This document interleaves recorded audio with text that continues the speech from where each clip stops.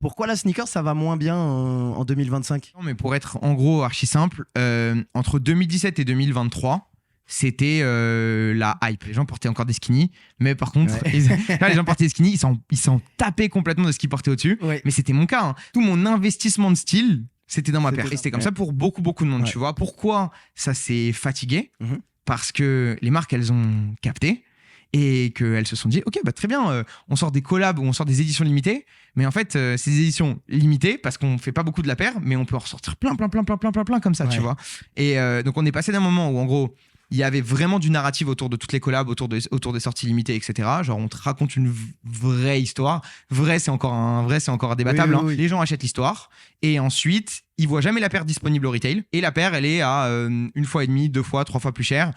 Chez nous, mais pas seulement chez nous. En fait, d'abord chez les resellers. Et derrière les resellers nous vendent, etc. Les marques, elles ont commencé à comprendre que elles perdent énormément de la valeur au total de leurs produits. Elles vendent leurs produits une seule fois à 150 balles. Elles en vendent pas beaucoup en plus parce que le but, c'était genre en mode de créer l'hype et d'avoir des sorties de paires de baskets en édition limitée, encore une fois.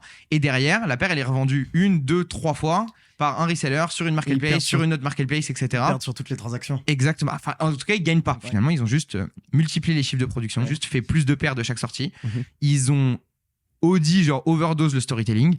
On t'en fait 15 000 coloris parce qu'il y a toujours ce sombre match de Jordan. On va te trouver un machin, storytelling. Et donc c'est Kentucky, et donc c'est machin, etc. Donc bon, à la fin, les gens ils sont pas dupes. Et même le mode de consommation, tu vois, le mode de consommation resell dans un moment où je sais pas, je crois économiquement ça allait un petit peu moins bien pour tout le monde à partir de 2022, tu vois. Donc tu commences à dépenser un petit peu moins une fois que la réalité elle hit pour de vrai. Et du coup, le mode de consommation, je vais acheter un produit que j'ai vu à 150, en fait, je vais l'acheter à 500. C'est beaucoup moins accepté. C'est moins accepté, quoi, tu vois. Genre,